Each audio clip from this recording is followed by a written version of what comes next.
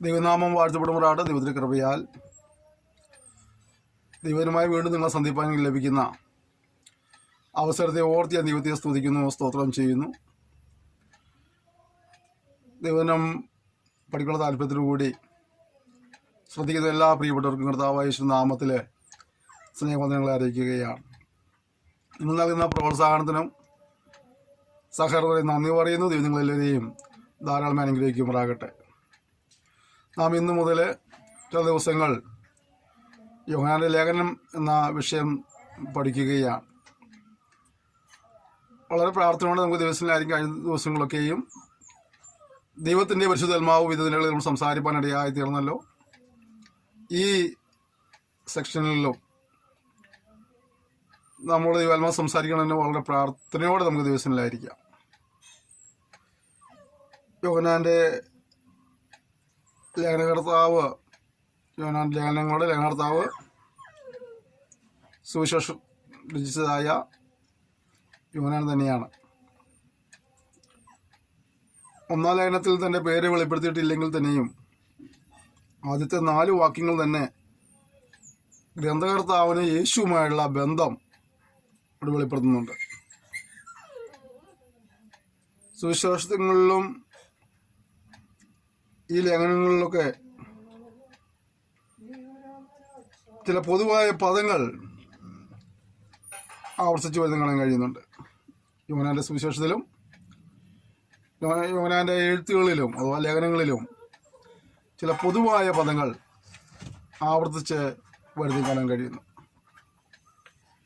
അധിവസിക്കുക, വെളിച്ചം, പുതിയ, കൽപ്പന, വചനം, നിത്യജീവൻ, ജീവനെ വെച്ചു കൊടുക്കുക, മരണത്തിൽ നിന്നും ജീവനിലേക്ക് കടക്കുക, ലോകത്തിൻ്റെ രക്ഷകൻ, പാപത്തെ നീക്കുവാൻ, പിശാചിൻ്റെ പ്രവർത്തികൾ എന്നീ പദങ്ങൾക്ക് ഒരു ഉദാഹരണങ്ങളാണ്.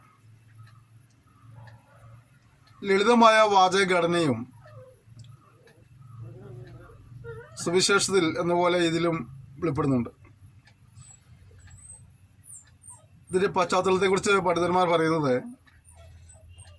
നോസ്റ്റിക് വാദികൾ വളരെ ശക്തിയോടുകൂടെ ഉദയം ചെയ്ത ഒരു കാലഘട്ടത്തിലാണ് ഈ ലേഖനം എഴുതപ്പെട്ടത് എന്നാണ്. നോസ്റ്റിക് എന്ന് പറയുന്നതിൻ്റെ അർത്ഥം ജ്ഞാനവാദികൾ എന്നുള്ളതാണ്. ഈ ദുരുപദേശകന്മാർ അപ്പോസ്തലന്മാരെക്കാൾ ശ്രേഷ്ഠന്മാരാണ് തങ്ങളെന്ന് അവർ തന്നെ പൊഴുത്തി പറഞ്ഞിരുന്ന കാലഘട്ടമായിരുന്നു. മനുഷ്യനായ ക്രിസ്തു ദൈവമല്ലെന്നും യേശുവും ക്രിസ്തുവും രണ്ടാണെന്നൊക്കെ അവർ പഠിപ്പിച്ചിരുന്നു. ക്രിസ്തു എന്ന ഭാവം യേശുവിൻ്റെ സ്നാന സമയത്ത് യേശുവിൽ വന്നതാണെന്നും ക്രൂശ് മരണത്തിന് കുറച്ച് മുമ്പായിട്ട് തന്നെ ആ ഭാഗം തനിക്ക് നഷ്ടപ്പെട്ടു എന്നൊക്കെ അവർ പഠിപ്പിച്ചിരുന്നു. യേശുക്രിസ്തുവിൻ്റെ ജഡാവതാരത്തെ നിഷേധിക്കുന്നവരായിരുന്നു അവർ. അപ്പോൾ തന്നെ ഇവർ ക്രിസ്ത്യാനികളെന്നൊക്കെ അവർ തന്നെ പരിചയപ്പെടുത്തുകയും ചെയ്യുമായിരുന്നു.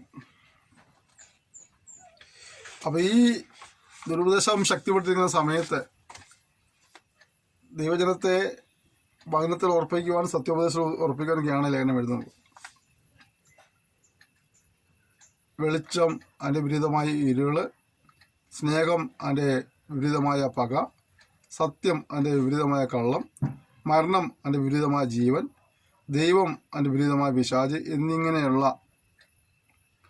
ഉദാഹരണങ്ങളിലൂടെ ഒരുവൻ ഒന്നുകിൽ ദൈവവേദന അല്ലെങ്കിൽ അവിശ്വാസി, പിശാചിൻ്റെ മക്കൾ എന്നുള്ള നിലയിലുള്ളതായ വിവരണങ്ങൾ നൽകുന്നുണ്ട്. 2 സ്വഭാവങ്ങൾ ഒരുവനിൽ പാടില്ല എന്ന് വ്യക്തമാകുന്നു. ഒന്നുകിൽ ഇരുളിൻ്റെ ഫലങ്ങൾ പുറപ്പെടുവിച്ചുകൊണ്ട് ഇരുട്ടിൻ്റെ അവകാശം മുന്നോട്ട് പോകണം, അല്ലെങ്കിൽ ദൈവത്തിൻ്റെ പൈതലായി വെളിച്ചത്തിൻ്റെ ഫലം പുറപ്പെടുവിക്കുന്നുണ്ടായിരുന്നുള്ള കാര്യങ്ങൾ രണ്ടും കൂടെ ഒരുമിച്ച് പാടില്ല എന്നുള്ള കാര്യങ്ങൾ പറയുന്നു. ഒരു ദൈവത്തിൻ്റെ ജീവിതം അനുദിനവും വിശുദ്ധിയിലും വേർപാടിലും സൂക്ഷിക്കപ്പെടുന്നതാകണമെന്നും അശുദ്ധിയിൽ പ്രവേശിക്കരുതെന്നും അവർ പഠിപ്പിക്കുന്നുണ്ട്. ദൈവം വെളിച്ചമാണെന്ന് 1:5 കാണുന്നുണ്ട്, സ്നേഹമാണെന്ന് 4:8-16 കാണുന്നു, സത്യമാണെന്ന് 5:6 കാണുന്നു, ജീവനാണെന്ന് 5:20 കാണുന്നു. ലേഖനത്തിലും ഈ കാര്യങ്ങളെല്ലാം വെളിപ്പെടുത്തി കൊടുക്കുന്നുണ്ട്. നീതിമാൻ 2:29, 3:7 കാണുന്നുണ്ട്. നിർമ്മലൻ 3:3 കാണുന്നു. പാപരഹിതൻ 3:5 കാണുന്നു. യോഹന്നാനെ കുറിച്ച് പറഞ്ഞാൽ അവൻ സെബദിയുടെ മക്കളിൽ ഒരുവനാണ്. യാക്കോബിന്റെ സഹോദരനാണ്. മാതാവിൻ്റെ പേര് ശലോമി എന്നായിരുന്നു. യോഹന്നാനെയും യാക്കോബിനെയും ഇടിമക്കൾ എന്ന പേരിലാണ് അറിയപ്പെട്ടിരുന്നത്. ബോവനർഗസ് ഇടിമക്കൾ എന്ന പേരിൽ അറിയപ്പെട്ടിരുന്നത്. നമ്മൾ ഈ കാര്യങ്ങളൊക്കെ മത്തായി 4:21, 10:2, മർക്കോസ് 1:19, 29, 3:17, ലൂക്കോസ് 5:10, 6:14, മത്തായി 27:56, മർക്കോസ് 15:40 മുതൽ 41 വരെ, യോഹന്നാൻ മർക്കോസ് 3:17 ഒക്കെ നമുക്ക് ഈ കാര്യങ്ങളെല്ലാം കാണാൻ കഴിയുന്നുണ്ട്. യോഹന്നാനെ കുറിച്ചുള്ള വിവരങ്ങൾ, സ്ഥിതി വിവരങ്ങളെ കുറിച്ച് നോക്കുമ്പോൾ ഇത് 62ാമത്തെ പുസ്തകമാണ്. 5 അധ്യായമുണ്ട്, 105 വാക്യമുണ്ട്, 4 ചോദ്യമുണ്ട്, 100ഓളം ചരിത്രപരമായ കാര്യങ്ങൾ അടങ്ങുന്ന വാക്യങ്ങളുണ്ട്. നിവൃത്തിയാകാത്ത 5 പ്രവചനങ്ങൾ ഇതിനകത്തുണ്ട്. ഉള്ളടക്കം പഠിച്ചാൽ 1-ാം അധ്യായത്തിൽ 1 മുതൽ 4 വരെ ആമുഖമാണ്. ക്രിസ്തീയ കൂട്ടായ്മ 1:5 മുതൽ 2:2 വരെ കൂട്ടായ്മ നിലനിർത്തുവാനുള്ളതായ ഉപാധികൾ, 2:3 മുതൽ 11 വരെ കൂട്ടായ്മയിലുള്ളവരുടെ ലക്ഷണങ്ങൾ, 2:11 മുതൽ 12 മുതൽ 14 വരെ കൂട്ടായ്മ വളർച്ചയുടെ വിവിധ ഘട്ടങ്ങൾ, 2:15 മുതൽ 28 വരെ കൂട്ടായ്മയുടെ ശത്രു, 2:29 മുതൽ 3:24 വരെ നീതി, സ്നേഹം എന്നിവ നൽകുന്ന കൂട്ടായ്മയുടെ ഉറപ്പിനെ കുറിച്ച് പറയുമ്പോൾ, 4:1 മുതൽ 6 വരെ സത്യവും വ്യാജവും തിരിച്ചറിയാനുള്ളതായ നിർദ്ദേശങ്ങളാണ്. 4:7 മുതൽ 5:20 വരെ സ്നേഹം, പത്യോപദേശം, അനുസരണം, വചനത്താൽ ഉളവാകുന്ന ഉറപ്പ്, പ്രാർത്ഥനയിലെ ധൈര്യം, ആത്മീയ യാഥാർത്ഥ്യങ്ങളെക്കുറിച്ചുള്ള പരിജ്ഞാനം എന്നിവ വിവരിക്കുന്നു. 5:21 സമാപനമാണ്. നാം പതിവുപോലെ വീണ്ടും ദൈവവചനത്തിലേക്ക് പ്രവേശിക്കുകയാണ്. നമുക്ക് പ്രാർത്ഥനയോടെ നമുക്ക് വചനങ്ങളെ ശ്രദ്ധിക്കാം. ദൈവാത്മാവ് നമ്മുടെ ഇടപെടുവാനിടയായി തീരട്ടെ. 1 യോഹന്നാൻ 1-ാം അധ്യായത്തിൽ 1-ാമത്തെ വാക്യം മുതലേ, ആദ്യം മുതലുള്ളതും ഞങ്ങൾ കേട്ടതും സ്വന്തം കണ്ണുകൊണ്ട് കണ്ടതും ഞങ്ങൾ നോക്കിയതും ഞങ്ങളെ കൈ തൊട്ടതുമായ ജീവന്റെ വചനം സംബന്ധിച്ച് ജീവൻ പ്രത്യക്ഷമായി ഞങ്ങൾ കണ്ട് സാക്ഷീകരിക്കുകയും പിതാവിനോട് കൂടിയിരുന്ന് ഞങ്ങൾക്ക് പ്രത്യക്ഷമായ ജീവനെ നിങ്ങളോട് അറിയിക്കുകയും ചെയ്യുന്നു. ഞങ്ങൾ കണ്ടും കേട്ടുമുള്ളത് നിങ്ങൾക്ക് ഞങ്ങളോടുള്ള കൂട്ടായ്മ ഉണ്ടാകേണ്ടതിന് നിങ്ങളോടും അറിയിക്കുന്നു. ഞങ്ങളുടെ കൂട്ടായ്മയോ പിതാവിനോടും അവൻ്റെ പുത്രനായ ക്രിസ്തുവിനോടും ആകുന്നു. നമ്മുടെ സന്തോഷം പൂർണ്ണമാകുവാൻ ഞങ്ങൾ ഇത് നിങ്ങൾക്ക് എഴുതുന്നു. ലേഖനം എഴുതുന്നതിൻ്റെ ഉദ്ദേശം പറയുകയാണ്. എന്താണ്? വെറുതെ എന്തെങ്കിലും ഊഹാഭോഗം എഴുതുകയല്ല. പിന്നെന്താണ്? ആദ്യം മുതൽ ഉള്ളതും ഞങ്ങൾ കേട്ടത്, സ്വന്തം കണ്ണുകൊണ്ട് കണ്ടത്, ഞങ്ങൾ നോക്കിയതും ഞങ്ങളുടെ കൈ തൊട്ടതുമായ ജീവന്റെ വചനം സംബന്ധിച്ച്. അപ്പോൾ അവർ അനുഭവിച്ചറിഞ്ഞ കാര്യങ്ങളെക്കുറിച്ചുള്ളതായ ഒരു വിവരണമാണ്. ആരെങ്കിലും എന്തെങ്കിലും പറയുന്നത് കേട്ട് എന്തെങ്കിലും എഴുതി പിടിപ്പിച്ചതല്ല. പിന്നെന്താണ്? അവർ അനുഭവിച്ചറിഞ്ഞത്. അവരതിൽ കേട്ട കാര്യങ്ങളുണ്ട്, സ്വന്തം കണ്ണുകൊണ്ട് കണ്ട കാര്യങ്ങളുണ്ട്, തൊട്ട് അറിഞ്ഞ കാര്യങ്ങളുണ്ട്. അവർക്ക് പ്രത്യക്ഷമായ കാര്യങ്ങൾ അവർ മനസ്സിലാക്കിയിട്ട് അവർ വിവരിക്കുകയാണ്. അത് എന്തിനുവേണ്ടി എഴുതുന്നത്? ഒരു കൂട്ടായ്മയിലേക്ക്, അവർ പിതാവും പുത്രനും ഒരു കൂട്ടായ്മയുണ്ട്. ആ കൂട്ടായ്മയിലേക്ക് നമ്മളെയും ആഹ്വാനം ചെയ്തുകൊണ്ട്, അല്ലെങ്കിൽ എല്ലാ തലമുറയിലെയും ജനങ്ങളെ ദൈവത്തിങ്കിലേക്കുള്ള കൂട്ടായ്മയിലേക്ക് ആഹ്വാനം ചെയ്തുകൊണ്ടാണ് ലേഖനകർത്താവ് ഇത് എഴുതുന്നത്. ദൈവം ആരും നശിക്കുവാൻ ആഗ്രഹിക്കുന്നില്ല. ദൈവം ഇല്ലെന്ന് പറയുന്നതിനെ പോലും ദൈവം നശിക്കുവാൻ ആഗ്രഹിക്കുന്നില്ല. കർത്താവിനോട് ഒരുക്കിയതായ രക്ഷയിലൂടെ അവൻ മുന്നോട്ട് വരണമെന്നാണ് ദൈവത്തിൻ്റെ ആഗ്രഹം, അല്ലേ? ആരും നശിച്ചു പോകാതെ എല്ലാവരും ദൈവം പ്രാപിക്കണേ, അല്ലേ? അപ്പോൾ അത് ദൈവത്തിൻ്റെ പർപ്പസ് തന്നെയാണ്. എന്നിട്ട് പറയാം, ദൈവം വെളിച്ചമാകുന്നു, അവനിൽ ഇരുട്ട് ഒട്ടുമില്ല എന്നുള്ളത് ഞങ്ങൾ അവനോട് കേട്ട് നിങ്ങളോട് അറിയിക്കുന്ന ദൂതാകുന്നു. ഇന്ന് ദൂത് പറഞ്ഞ ആൾക്കാരൊക്കെ ഉണ്ട്, അല്ലേ? ഇന്ന് ദൂത് പറഞ്ഞവരൊക്കെ ചിലപ്പോൾ പണ്ടാൻ പറഞ്ഞ പോലെ കുറേ കാര്യം ബുദ്ധി കയറി പറയുന്നവരുണ്ട്. എന്നാൽ ഇവർ കണ്ട് കേട്ട് അറിഞ്ഞ കാര്യങ്ങൾ, പ്രത്യേകിച്ചും ദൈവത്തോട് കേട്ടിട്ട് നമ്മളോട് അറിയിക്കുകയായിരുന്നു. പൗലോസ് അതേ ആശയം പറയുന്നുണ്ട് അല്ലേ, ഞാൻ കർത്താവിൽ നിന്ന് പ്രാപിക്കുകയും നിങ്ങൾക്ക് ഏൽപ്പിച്ച് തരികയും ചെയ്തു തന്നാൽ. അപ്പോൾ ഓർക്കേണ്ട കാര്യം, ഒരു ദൂത് പറയുന്ന വ്യക്തി അവൻ ദൈവത്തിൽ നിന്ന് പ്രാപിച്ച് വേണം ജനത്തിന് പറഞ്ഞു കൊടുക്കാനായിട്ട്. അപ്പോൾ എന്താ കുഴപ്പമെന്ന് അറിയാമോ? ദൈവത്തിൽ നിന്ന് പ്രാപിച്ച ദൂതാവുമ്പോൾ ദൈവം പറയുവാൻ ആഗ്രഹിക്കുന്ന കാര്യങ്ങളെ പറയാൻ പാടുള്ളൂ. ഒരു സമൂഹത്തോട് ദൈവം എന്താണോ പറയുവാൻ ആഗ്രഹിക്കുന്നത് അത് മനസ്സിലാക്കിയിട്ട് അത് തന്നെ പറയണം. അല്ലാതെ പ്രവാചകൻ്റെ മനസ്സിലുള്ളത് പറഞ്ഞുകൊണ്ട് കേൾവിക്കാരെ സന്തോഷിപ്പിച്ച് അതിൽ നിന്ന് കിട്ടുന്ന പ്രതിഫലത്തെ ലാക്കാക്കേണ്ടാകരുത്. പിന്നെ എന്താണ്, ദൈവം ആ വ്യക്തിയോട്, ദൈവം ആ കുടുംബത്തോട്, ദൈവം ആ സഭയോട്, ആ സമൂഹത്തോട് എന്താണോ പറയുവാൻ ആഗ്രഹിക്കുന്നത് അത് വ്യക്തമായി മനസ്സിലാക്കിയിട്ട് ആ സമൂഹത്തോട് പ്രസൻറ്റ് ചെയ്യുവാനിടയായിത്തീരണം. അപ്പോൾ എല്ലാ സന്ദേശങ്ങളും, ദൈവത്തിൻ്റെ എല്ലാ സന്ദേശങ്ങളും കേൾവിക്കാർക്ക് സുഖമുള്ളതാകണം നിർബന്ധമൊന്നുമില്ല.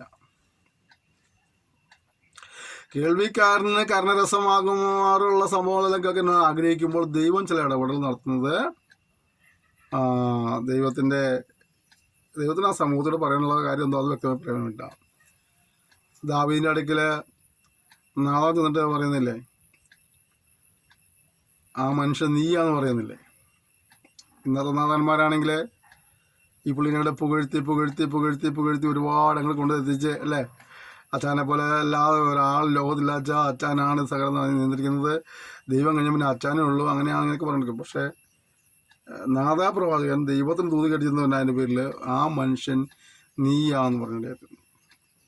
ഇരാവ് ഒരിക്കൽ പറഞ്ഞില്ല ആഹാബിനോട്, ഇസ്രായേലിൻ്റെ നാശം ഞാൻ മുഖാന്തരമല്ല, അവനാണ് നീയും നിൻ്റെ പിതൃഗ്രഹവും മുഖാന്തരമാണെന്ന് പറഞ്ഞില്ലേ. ശക്തമായ ദൈവത്തിൽ നിന്ന് പ്രാപിച്ച ദൂതുകൾ പറയാനുള്ള ശക്തന്മാരായ അഭിഷിക്തന്മാർ ഇന്നും ഉണ്ട്. ഇനിയും ശക്തന്മാരായ അഭിഷിക്തന്മാർ എഴുന്നേൽക്കേണ്ടിയിരിക്കുന്നു.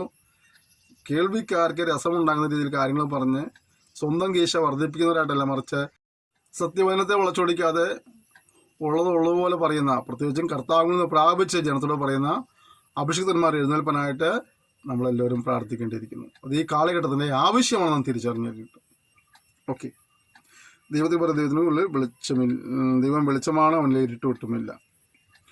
അവനോട് കൂട്ടായ്മയുണ്ടെന്ന് പറയുകയും ഇരുട്ടിൽ നടക്കുകയും ചെയ്താൽ നാം ബോഷ്ക് പറയുന്നു, സത്യം പ്രവർത്തിക്കുന്നുമില്ല. ഇവിടുത്തെ മറ്റൊരു കാര്യം, ദൈവം വെളിച്ചമായതുകൊണ്ട് ദൈവത്തോട് ബന്ധമുണ്ടെന്ന് പറഞ്ഞാൽ ഏതൊരു വ്യക്തിയും എവിടെ ആയിരിക്കണം? വെളിച്ചത് നടക്കണം, ഇരുട്ടിലായിരിക്കരുത്. നമുക്കറിയാം, ഒരു പരിധി വരെ ദുഷ്പ്രവൃത്തികൾ നടക്കുന്നത് ഇരുട്ടിലാണ്, ഇരുട്ടിൻ്റെ മറവിലാണ്. ഇന്ന് കുറച്ചും കൂടെയൊക്കെ കാലം അത് ബസിച്ച് പോയതിൻ്റെ പേരിൽ പട്ടാപ്പകലും പല ദോഷങ്ങളും ആൾക്കാർ ചെയ്യുന്നാലും ഒരു പരിധി വരെയൊക്കെ ദോഷപ്രവൃത്തി ചെയ്യുന്നതൊക്കെ ഇരുട്ടിൻ്റെ മറവിലാണ്. അപ്പോൾ ഒരുവൻ ദൈവമുണ്ടെന്ന് പറയും, ദൈവത്തിന് പറയാമെന്ന് പറയുന്നില്ല, ദൈവം വിളിച്ചു പറയുന്ന പോലെ വെളിച്ചത്തിൽ ജീവിക്കാൻ കഴിയണം, വെളിച്ചത്തിൻ്റെ ഫലം പുറപ്പെടുവിക്കാൻ കഴിയണം. നമ്മളെപ്പോഴും നമ്മുടെ ഫലം കൊണ്ട് ആളുകൾ തിരിച്ചറിയുന്നത്, നമ്മുടെ സംസാരം കൊണ്ട്, നമ്മുടെ പ്രവർത്തി കൊണ്ടൊക്കെ ആളുകൾ നമ്മൾ തിരിച്ചറിയുന്നത്. ഞാൻ എന്നെക്കുറിച്ച് എത്ര നല്ലവനാണെന്ന് പറഞ്ഞാലും ആളുകൾ അത് അംഗീകരിക്കണമെന്നില്ല. ആളുകൾ എൻ്റെ സംസാരം ശ്രദ്ധിക്കുന്നു, ആളുകൾ എൻ്റെ പ്രവൃത്തി ശ്രദ്ധിക്കുന്നു, ആളുകൾ എൻ്റെ ഇടപെടലുകൾ ശ്രദ്ധിക്കുന്നു. ഞാൻ ഒരു വീട്ടിൽ ചെന്ന് കലഹമുണ്ടാക്കുന്നവനാണോ, ഒരു വീട്ടിൽ സമാധാനം വരുത്തുന്നവനാണോ, ആളുകളെ ചിന്തിക്കുന്നു. ഞാൻ സ്നേഹിക്കുന്നവനാണോ, ദ്രോഹിക്കുന്നവനാണോ, ഞാൻ കരുതുന്നവനാണോ, നശിപ്പിക്കുന്നവനാണോ, ഇതൊക്കെ മനുഷ്യൻ മനസ്സിലാക്കിയിട്ടാണ് അവർ ഞാൻ നല്ലവണ്ണം ചീത്തയെന്ന് പറയുന്നത് അല്ലേ. എന്നിലെ ഫലം നോക്കിയിട്ടാണ് ഞാൻ ഏത് വൃക്ഷമാണെന്ന് അവർ തിരിച്ചറിയുന്നത്. ഇന്നത്തെ ആത്മലോകത്തിന് പറ്റിയ ഏറ്റവും വലിയ അധപ്പതനം എന്നുള്ളത്, ഞങ്ങൾ നല്ല വൃക്ഷങ്ങളാണെന്ന് പറയുകയും ഫലങ്ങൾ പലപ്പോഴും കയ്പേറിയതായിരിക്കും. അതുകൊണ്ട് തന്നെ സമൂഹത്തിൽ അത്തരക്കാരെ അംഗീകരിക്കാതെ പോകുന്നു എന്നുള്ളതാണ് വലിയ പരിതാപകരം. അതുകൊണ്ട് നാം വെളിച്ചത്തിലാണ്, വെളിച്ചത്തെ ദൈവത്തെ സേവിക്കുന്നെങ്കിൽ വെളിച്ചത്തിൻ്റെ ഫലങ്ങൾ പുറപ്പെടുവിക്കാനായിട്ട് എപ്പോഴും ശ്രമിക്കേണ്ടിയിരിക്കുന്നു. ഫലം കൊണ്ടാണ് ഒരു വൃക്ഷത്തെ തിരിച്ചറിയുന്നത്. അല്ല എന്ത് പേര് എഴുതി വെച്ചിട്ടും കാര്യമില്ല. ആ ഫലത്തിൽ നിന്ന് കിട്ടുന്ന അനുഭവം കൊണ്ടാണ് വൃക്ഷം ഏതാണ് തിരിച്ചറിയുന്നത്. അതുകൊണ്ട് നമ്മൾ ഫലങ്ങൾ നന്നാക്കുവാനായി ശ്രമിക്കേണ്ടിയിരിക്കുന്നു. എങ്കിൽ മാത്രം നമുക്ക് ദൈവത്തോട് കൂട്ടായ്മ ഉണ്ടെന്ന് പറയാൻ കഴിയുള്ളൂ. അവനോട് കൂട്ടായ്മ ഉണ്ടെന്ന് പറയുകയും ഇരുട്ടിൽ നടക്കുകയും ചെയ്താൽ നാം ഭോഷ്ക് പറയുന്നു, സത്യം പ്രവർത്തിക്കുന്നുമില്ല. അവൻ വെളിച്ചത്തിൽ ഇരിക്കുന്നത് പോലെ നാം വെളിച്ചത്തിൽ നടക്കുന്നുവെങ്കിൽ നമുക്ക് തമ്മിൽ കൂട്ടായ്മയുണ്ട്. കണ്ടോ? അപ്പോൾ ദൈവമായിട്ടൊരു ബന്ധമുണ്ടാണെങ്കിൽ അവൻ വെളിച്ചത്തിൽ ഇരിക്കുന്നത് പോലെ നാം വെളിച്ചത്തിൽ നടക്കണം. നമുക്കൊരു ഉത്തരവാദിത്തമുണ്ട്. ക്രിസ്തീയ ജീവിതം എന്തേലും കാണിച്ച നടക്കാനുള്ള ജീവിതമല്ല, മറിച്ച് ഒരു ഉത്തരവാദിത്തമുള്ള ജീവിതമാണ്. നമ്മുടെ മാതൃകാ പുരുഷനായ കർത്താവ് എങ്ങനെയായിരിക്കുന്നുവോ നമ്മളും അപ്രകാരം ആയിരിക്കണമെന്നാണ് ദൈവത്തിൻ്റെ പരിശുദ്ധാത്മാവ് നമ്മെ ഓർമ്മിപ്പിക്കുന്നത്. അവൻ വെളിച്ചത്തിലിരിക്കുന്ന പോലെ നമ്മളും വെളിച്ചത്തിൽ ആയിരിക്കണം. അടുത്ത പദം, അവൻ്റെ പുത്രനായ യേശുവിൻ്റെ രക്തം സകല പാവവും പോക്കി നമ്മെ ശുദ്ധീകരിക്കുന്നു. നമുക്കറിയാം, ലോകത്തിലെ കറകൾ കഴുകിക്കളയുന്ന ഒരുപാട് രാസവസ്തുക്കളുണ്ട്. ഷർട്ടിലൊക്കെ എന്തെങ്കിലും കറയൊക്കെ ആയിട്ടുണ്ടെങ്കിൽ അത് കഴിയുന്ന രാസവസ്തുക്കളുണ്ട്. കഴിഞ്ഞ ദിവസം എൻ്റെ ഭാര്യ ഇങ്ങനെ പറഞ്ഞു, ഞാൻ ഉപയോഗിച്ച വെള്ള ഷർട്ടിൽ ഇത് കുറച്ച് കറയുണ്ടായിരുന്നു. ഞാൻ പോകുന്ന പോക്കിൽ എവിടെയോ എങ്ങനെയോ സംഭവിച്ചതാണ്. അപ്പോൾ അത് അവൾ അലക്കിയിട്ട് ആ കറ പോയില്ല. പിന്നെ പിള്ളേരാരോണ്ട് കറ പോകുന്നവരെ മരുന്ന് കൊണ്ടേ കൊടുത്ത് അത് തേച്ച് ആ കറ കഴുകിക്കളെന്ന് പറയേണ്ടതൊക്കെ വന്നു. അപ്പോൾ ഇവിടെ കറകൾ കഴുകിക്കളയുന്ന ഒരുപാട് രാസവസ്തുക്കളുണ്ട്. എന്നാൽ മനുഷ്യൻ്റെ ഉള്ളിൽ കുടികൊള്ളുന്നതായ പാപത്തിൻ്റെ കറയെ കഴുകിക്കളയുവാനായിട്ട് ഒരു രാസവസ്തുവിനെ കൊണ്ടും കഴിയില്ല. ഒരു രാസവസ്തുവും പര്യാപ്തമല്ല. അത് വചനം പറയുന്നു, യേശുവിൻ്റെ രക്തം സകല പാപവും പോക്കി നമ്മെ ശുദ്ധീകരിക്കുന്നു. മനുഷ്യനെ കുടികൊള്ളുന്ന പാപത്തിൻ്റെ കറയെ കഴുകിക്കളയാൻ കഴിയുന്ന ഏക വസ്തു ഏതാണ്? യേശുവിൻ്റെ രക്തമാണ്. യേശുവിൻ്റെ രക്തം സകല പാപം പോക്കി നമ്മെ ശുദ്ധീകരിക്കുന്നു. അടുത്ത സെൻറ്റൻസ് എന്താ അറിയാവോ? നമുക്ക് പാപമില്ല എന്ന് നാം പറയുന്നെങ്കിൽ നമ്മെ തന്നെ വഞ്ചിക്കുന്നു, സത്യം നമ്മളില്ലാതായി. ഇവിടുത്തെ കുഴപ്പമെന്ന് അറിയാവോ? ആളുകൾ അവരുടെ തെറ്റുകൾ തിരിച്ചറിയാത്തതാണ് ഏറ്റവും വലിയ പരാജയം. ഞാനും പറഞ്ഞാൽ ഞാനൊരു തെറ്റും ചെയ്യാറില്ല പറയാറില്ലേ. തെറ്റുകൾ ചെയ്യാത്തവരായിട്ടല്ല, എന്നാൽ തെറ്റുകൾ ചെയ്തത്, പക്ഷെ തെറ്റുകൾ തിരിച്ചറിയുന്നില്ല. ഒന്ന്, തെറ്റുകൾ തിരിച്ചറിയുന്നില്ല. രണ്ട്, തെറ്റുകൾ തിരുത്തുവാൻ മനുഷ്യൻ മനസ്സ് കാണിക്കുന്നില്ല. അപ്പോൾ തെറ്റ് ചെയ്യുന്നവരുണ്ട്, അത് തിരിച്ചറിയാതെ പോകുന്ന ആളുകളുണ്ട്, തിരിച്ചറിഞ്ഞ തെറ്റ് തിരുത്താത്തവരുണ്ട്. നമ്മൾ ഓരോരുത്തരും തെറ്റുകളിൽ നിന്ന് ഒഴിവായി ജീവിക്കുക, തെറ്റുകൾ സംഭവിച്ചു പോയാൽ തെറ്റുകൾ തിരുത്തുക, തെറ്റുകൾ തെറ്റ് തിരുത്തലോടെ ചെയ്യാതിരണം. നമ്മൾ പരിശോധിക്കുന്ന ഒരു വാക്യം വായിക്കുന്നുണ്ട്, തന്നെ ലംഘനങ്ങളെ മറക്കുന്നതിന് ശുഭം വരികയില്ല, അവയെ ഏറ്റു പറഞ്ഞ് ഉപേക്ഷിക്കുന്നതിന് കരുണ ലഭിക്കും. അപ്പോൾ തെറ്റ് മനസ്സിലാക്കി തെറ്റ് തിരുത്തുവാൻ ക്ഷമ ചോദിക്കാൻ പലപ്പോഴും ക്ഷമ ചോദിക്കുന്നത് ഒരു തോൽവിയൊന്നുമല്ല അവരുടെ. ഞാൻ പറയാം, ഒരാളിനോട് ക്ഷമ ചോദിച്ചാൽ, അല്ലെങ്കിൽ നമ്മളൊരാളോട് ക്ഷമ ചോദിച്ചാൽ ആ ക്ഷമ ചോദിക്കുന്നത് നമ്മുടെ തോൽവിയൊന്നുമല്ല. പിന്നെന്താണ്? ഒരു തെറ്റ് സംഭവിച്ചെന്ന് ബോധ്യമായപ്പോൾ ആ തെറ്റ് തിരുത്താൻ കാണിച്ച മനസ്സെന്നുള്ളതാണ്. ഇന്നത്തെ കാലഘട്ടത്തിൽ പലരും തെറ്റ് ചെയ്തിട്ടും ക്ഷമ ചോദിക്കാതെ പോകുന്ന ഒരുപാട് പേരുണ്ട്. ഒരാൾ ക്ഷമ ചോദിക്കാൻ വന്നാൽ ക്ഷമിക്കാതെ പറഞ്ഞു പോകുന്ന ആളുകളുമുണ്ട്. ഇത് രണ്ടും തെറ്റാണ്. തെറ്റ് ബോധ്യമായപ്പോൾ ക്ഷമ ചോദിക്കാൻ ഒരിക്കലും മടിക്കരുത്. രണ്ട്, അവൻ ഒന്ന് എനിക്ക് തെറ്റുപറ്റി പോയതിന് ക്ഷമിക്കണം പറഞ്ഞു കഴിഞ്ഞാൽ അത് സാരമില്ല എന്ന് പറഞ്ഞ് അവനെ നല്ല വാക്ക് പറഞ്ഞുവിടാൻ കഴിയണം. അല്ലാണ്ട് എടാ ദുഷ്ട, നീ എന്നോട് അന്ന് അങ്ങനെ ചെയ്തതല്ലേ എന്നങ്ങനെ പറഞ്ഞിട്ട് അങ്ങനെ പ്രവർത്തിക്കാൻ പാടില്ല. ഇത് രണ്ടും നമുക്ക് വേണ്ടതാണ്. ഒന്ന് തെറ്റ് തിരിച്ചറിയണം. അടുത്ത് നമ്മൾ തെറ്റ് നമ്മുടെ ഭാഗത്ത് വന്നിട്ട് നമ്മൾ ക്ഷമ ചോദിക്കണം. രണ്ട്, ഒരാൾ നമ്മൾ ക്ഷമ ചോദിക്കാൻ വന്നാലേ ക്ഷമിക്കാനുള്ള മനസ്സ് നമുക്കുണ്ടാക്കണം. ഇത് രണ്ടും ക്രിസ്തു ശിഷ്യൻ്റെ സ്വഭാവ വൈശിഷ്ട്യങ്ങളാണ്. അപ്പോൾ നമ്മൾ തെറ്റുകളില്ല എന്ന് പറഞ്ഞാൽ നമ്മൾ വചനം പറയുന്നത് നമ്മൾ സത്യം നമ്മളില്ലാതെയായി നമ്മെ തന്നെ വഞ്ചിക്കുകയാണ്. എന്നിട്ട് എന്താ പറഞ്ഞത്? നമ്മുടെ പാപങ്ങളെ ഏറ്റു പറയുന്നെങ്കിൽ അവൾ നമ്മോട് പാപങ്ങൾ ക്ഷമിച്ച് സകല അനീതിയും പോക്കി നമ്മെ ശുദ്ധീകരിപ്പാൻ തക്കവണ്ണം വിശ്വസ്തനും നീതിമാനുമാകുന്നു. അപ്പോൾ തെറ്റില്ല എന്ന് പറഞ്ഞു പോകുകയാലും എന്താണ്? തെറ്റുകളേറ്റു പറയുവാൻ വേണ്ടിയായിരിക്കണം. തെറ്റുകളേറ്റു പറഞ്ഞ് ഉപേക്ഷിക്കണം. ദൈവം ആഗ്രഹിച്ചതാണ്. തെറ്റില്ല എന്ന് പറഞ്ഞു പോകുകയല്ല. തെറ്റുകൾ മനുഷ്യന് സംഭവിക്കാം. തെറ്റുകൾ സംഭവിച്ചാലും അവൻ എന്ത് ചെയ്യണം? തെറ്റുകൾ ഏറ്റുപറഞ്ഞ് ഉപേക്ഷിച്ച് മുഴുവനിടയായിത്തീരണം. നാം നമ്മുടെ പാപങ്ങളെ ഏറ്റുപറയുന്നെങ്കിൽ, നമ്മൾ ആ പാപങ്ങൾ ആരോട് ഏറ്റു പറയേണ്ടത്? ദൈവത്തോട് ഏറ്റു പറയണം. മനുഷ്യരോട് ഏറ്റു പറയേണ്ട കാര്യമൊന്നുമില്ല. കാരണം മനുഷ്യൻ്റെ പാപം ക്ഷമിക്കാത്ത കാര്യമൊന്നുമില്ല. ദൈവത്തോട് നമ്മൾ പാപങ്ങൾ ഏറ്റു പറയുമ്പോൾ ദൈവം നമ്മുടെ പാപങ്ങൾ ക്ഷമിപ്പാനിടയായിത്തീരും. നമ്മുടെ പാപങ്ങളെ ക്ഷമിച്ച് സകല നീതിയും പോക്കി നമ്മെ ശുദ്ധീകരിപ്പാൻ തക്കവണ്ണം വിശ്വസ്തനും നീതിമാനുമാകുന്നു. നാം പാപം ചെയ്തിട്ടില്ല എന്ന് പറയുന്നെങ്കിൽ അവനെ അസത്യവാദിയാക്കുന്നു. അവൻ്റെ വചനം നമ്മളില്ലാതെയായി. ആരെങ്കിലും പറയുകയാണ് ഞാൻ തെറ്റൊന്നും ചെയ്തില്ല എന്ന് പറഞ്ഞാൽ അതിൻ്റെ അർത്ഥം എന്താണ്? നമ്മൾ കർത്താവിനെ കള്ളനാക്കുക. കാരണം ക്രിസ്തുയേശു പാപികളെ രക്ഷിപ്പാനാണ് ലോകത്തിൽ വന്നത്, അല്ലേ? നീതിമാൻ ആരുമില്ല, ഒരുത്തനും പോലുമില്ല. എല്ലാവരും പാപം ചെയ്ത് ദൈവതേജസ് ഇല്ലാത്തവരായി തീർന്നു എന്ന് വചനം പഠിപ്പിക്കുമ്പോൾ ഒരുത്തൻ പറയാം ഞാൻ പാപം ചെയ്യില്ല പറഞ്ഞെങ്കിൽ നമ്മൾ കർത്താവിനെ കള്ളനാക്കുകയാണ്. അല്ല, മനുഷ്യരെല്ലാവരും ദൈവമുമ്പാകെ തെറ്റുകാരാണ്, ശിക്ഷയ്ക്ക് ഉടമകളാണ്. രക്ഷിപ്പാനാണ് യേശു നമുക്ക് മരിച്ചത്. അതുകൊണ്ട് നാം നമ്മുടെ അവസ്ഥയെ മനസ്സിലാക്കി തെറ്റുകളിൽ പറയുവാൻ നമുക്ക് ഇടവരണം. എൻ്റെ കുഞ്ഞുങ്ങൾ, നിങ്ങൾ പാപം ചെയ്യാതിരിക്കാൻ ഞാനിത് നിങ്ങൾക്ക് എഴുതുന്നു.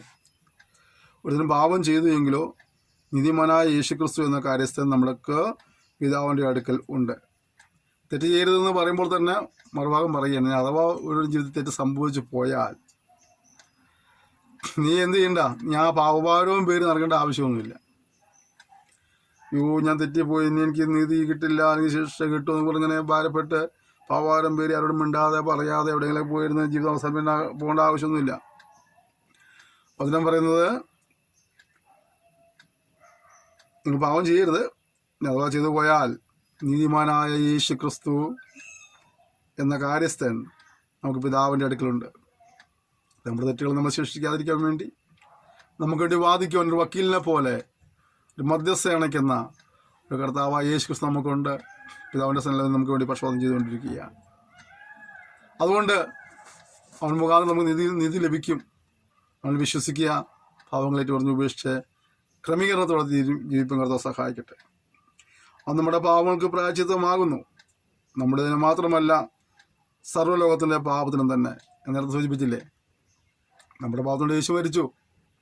നമ്മളെ മാത്രമാണോ? അല്ല, സർവ്വലോകത്തിൻ്റെ പാപം. നീതിമാൻ ആരും ഉണ്ടായിരുന്നില്ല, എല്ലാവരും പാപം ചെയ്തു, ദൈവതേജസ് നഷ്ടപ്പെട്ടു. അപ്പോൾ അങ്ങനെ എല്ലാവരും പാപം ചെയ്ത് ദൈവതേജസ് നഷ്ടപ്പെട്ട് കഴിഞ്ഞപ്പോൾ എല്ലാവരും ശിക്ഷയ്ക്ക് അടിമകളായി. അല്ല, മനുഷ്യൻ സ്വയമായിട്ട് രക്ഷ സാധ്യമല്ലായിരുന്നു. ക്രിസ്തുയേശു പാവങ്ങളെ രക്ഷിപ്പാൻ ലോകത്തിൽ വന്നു. നാം ഓരോരുത്തരും ആടുകളെ പോലെ വഴിതെറ്റിപ്പോയിരുന്നു, ഓരോരുത്തരും താന്താൻ്റെ വഴിക്ക് തിരിഞ്ഞിരുന്നു.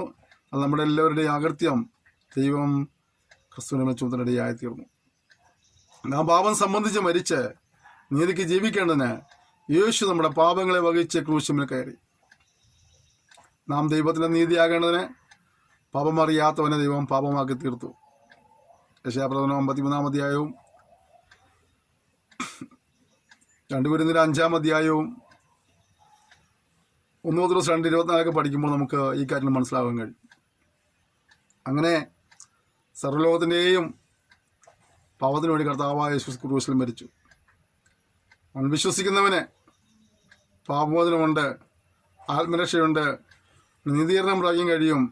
എല്ലാം സൗജന്യമാണ്. അവനെ കൈക്കൊണ്ടവൻ്റെ നാമത്തിൽ വിശ്വസിക്കുന്ന ഏവർക്കും ദൈവമക്കളെതിരുവാൻ അധികാരം കൊടുത്തിരിക്കുകയാണ്. അവൻ വിശ്വസിക്കുന്നതിന് ശിക്ഷാവധി ഇല്ല, വിശ്വസിക്കുന്നതിന് ശിക്ഷാവധി വന്നു കഴിഞ്ഞു. അതുകൊണ്ട് ഇപ്പോൾ ക്രിസ്തുവിലുള്ളവർക്ക് ശിക്ഷാവധി ഇല്ലാതെ പഠിപ്പിക്കുന്നു. അപ്പോൾ കർത്താവ് നമുക്ക് വേണ്ടി സകലരുടെയും പാവങ്ങൾക്ക് പ്രായശ്ചിത്തമാകാനായിട്ടുള്ള യാഗമായി തീർന്നു. അവൻ്റെ കൽപ്പനകളെ പ്രമാണിക്കുന്നെങ്കിൽ നാം അവനെ അറിഞ്ഞിരിക്കുന്നു എന്ന് അതിനാൽ അറിയുന്നു. അപ്പോൾ ആരെങ്കിലുമൊക്കെ യേശുവിനെ അറിയാം, യേശുവിൻ്റെ സ്നേഹമുണ്ടെന്നൊക്കെ പറഞ്ഞാൽ അവൻ ചെയ്യേണ്ട കാര്യം യേശുവിൻ്റെ കൽപ്പനകളെ അനുസരിക്കുക എന്നുള്ളതാണ്, വചനങ്ങളെ അനുസരിക്കുക എന്നുള്ളതാണ്. പലപ്പോഴും കർത്താവിൻ്റെ സ്നേഹമുണ്ടെന്നൊക്കെ പറയുകയും വചനങ്ങളെ അനുസരിക്കാതെ പോവുകയും ചെയ്യുന്ന ഒരുപാട് പേരുണ്ട്. എന്നാൽ കർത്താവ് യോഹന്നാന്റെ സുവിശേഷം 12 ഇങ്ങനെ പറയുന്നുണ്ട്, എന്നെ സ്നേഹിക്കുന്നവൻ എൻ്റെ കൽപ്പനകളെ പ്രമാണിക്കും, എൻ്റെ കൽപ്പനകൾ ലഭിച്ച് അത് പ്രമാണിക്കുന്നതിനെ സ്നേഹിക്കും. അപ്പോൾ നാം ദൈവത്തെ അറിയുന്നുണ്ടെന്നു ദൈവത്തെ സ്നേഹിക്കുന്നെന്ന് പറയുമ്പോൾ നാം എത്രമാത്രം അവൻ്റെ വചനങ്ങളെ അനുസരിക്കുന്നുവോ അത്രമാത്രം സ്നേഹവും അറിവും നമുക്കുണ്ടെന്ന് കാര്യം മനസ്സിലാക്കുക. ഒരനുഭവമില്ലാതെ വെറുതെ പാഴ്വാക്ക് പറഞ്ഞാലും അഭിമാനികളാകരുത്, വൃഥാഭിമാനികളാകരുത്. യഥാർത്ഥമായ ദൈവത്തെ സ്നേഹിപ്പാൻ, ദൈവത്തെ മനസ്സിലാക്കുവാൻ, വചനമനുസരിപ്പാൻ, അനുഗമിപ്പാൻ കർത്താവ് നമ്മളോടത്തെയും സഹായിക്കുമാറാകട്ടെ. അതിന് പറഞ്ഞില്ലേ, അവൻ്റെ കൽപ്പനകളെ പ്രമാണിക്കുന്നെങ്കിൽ നാം അവനെ അറിഞ്ഞിരിക്കുന്നതെന്ന് അതിനാൽ അറിയുന്നു.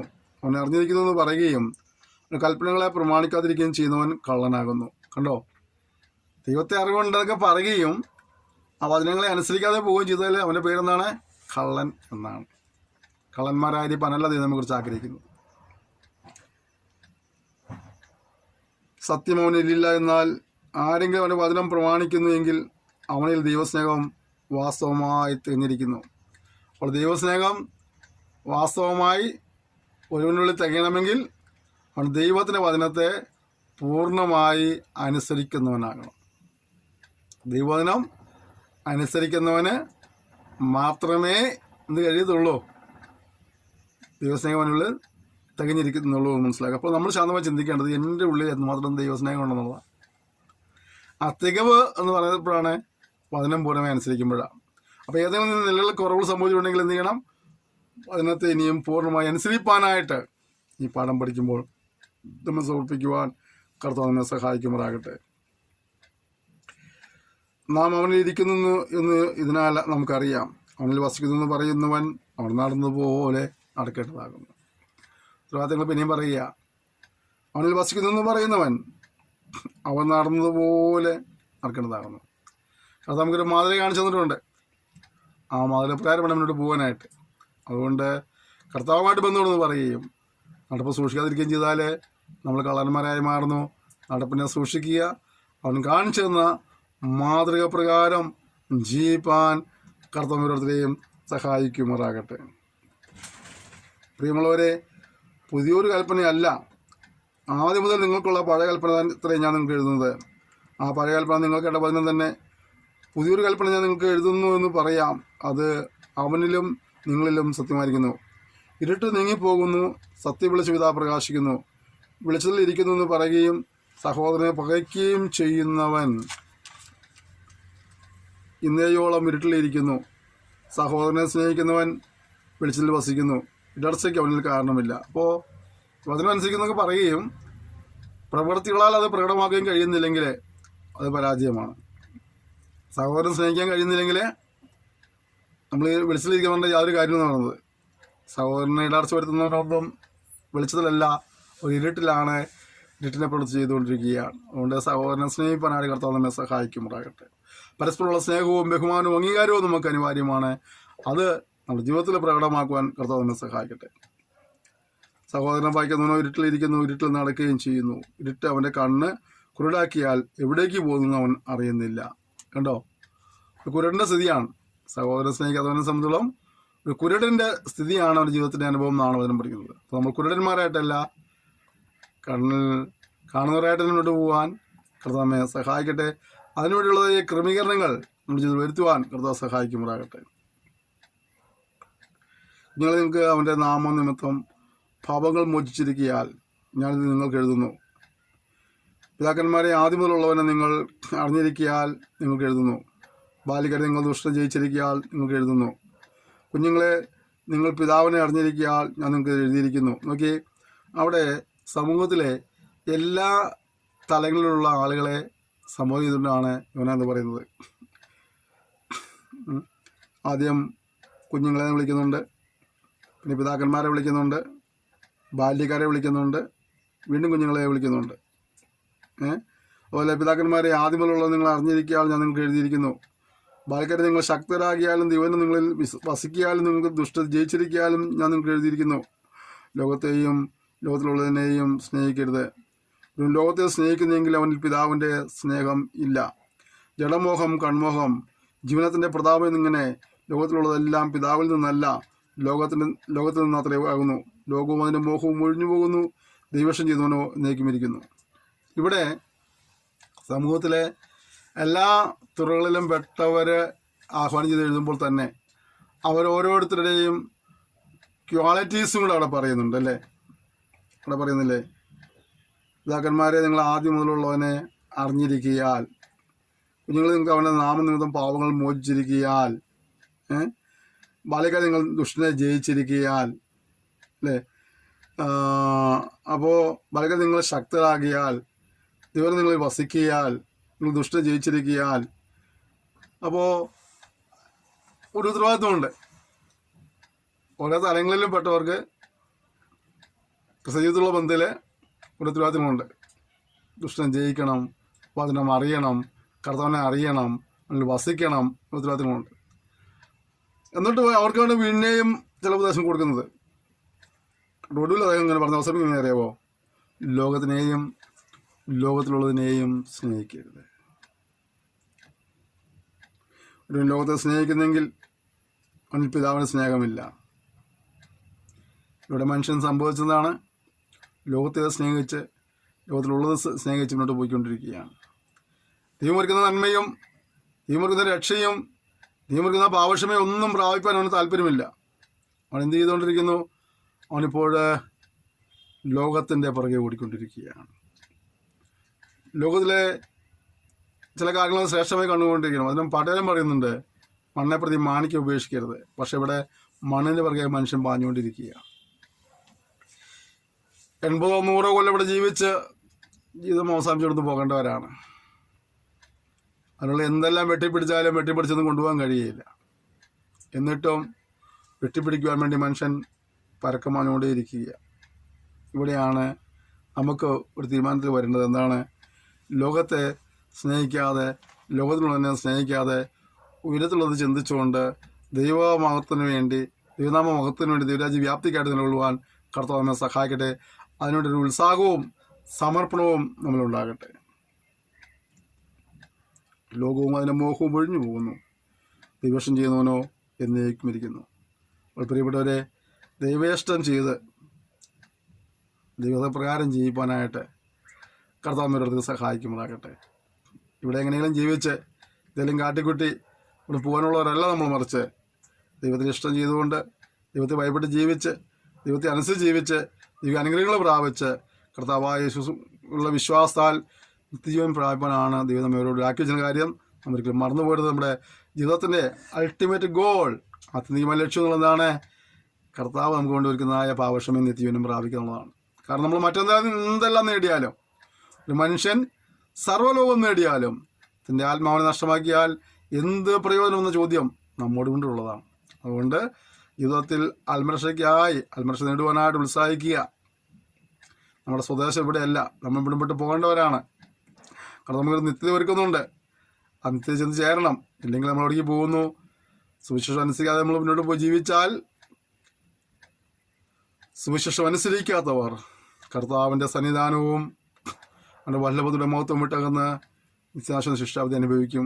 നമുക്കൊരു മുന്നറിയിപ്പാണ്. അതുകൊണ്ട് ആത്മരക്ഷ പ്രാപിച്ച് നിത്യവിനാവാസികളായി ദൈവത്തെ ഭയപ്പെട്ട് ജീവിക്കാനായി ദൈവം നമ്മളെയും സഹായിക്കുമാറാകട്ടെ. അതിന് ഈ പാഠപദ്ധതികൾ, ഈ ഓരോ ക്ലാസ്സുകൾ നമുക്ക് ഉപകാരപ്രദമായിട്ട് തന്നെ ആത്മാർത്ഥമായി ആഗ്രഹിക്കുകയും പ്രാർത്ഥിക്കുകയും ചെയ്യുകയാണ്. ലോകവും അതിൻ്റെ മോഹവും ഒഴിഞ്ഞ് ജീവിച്ചുകൊണ്ട് ദൈവേഷ്ടം ചെയ്ത് ജീവിക്കാനായി നമ്മൾ സമർപ്പിച്ച് അതിൽ ഒരുമിച്ച് പ്രാർത്ഥിക്കുക. സ്വർഗീയ പിതാവേ തന്ന സെക്ഷനായ സ്തോത്രം ചെയ്ത് നമ്മൾ സംസാരിപ്പാനിടയായി തീർന്നല്ലോ.